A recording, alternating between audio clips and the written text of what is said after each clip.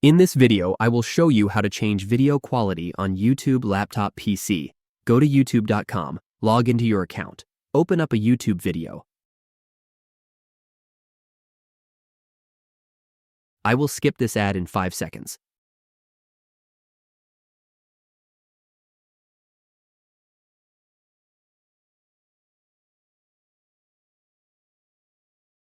Push on this gear icon.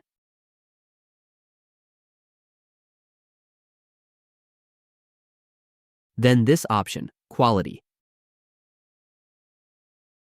We can change the quality of this video here. We will choose 2160p, which is 4K.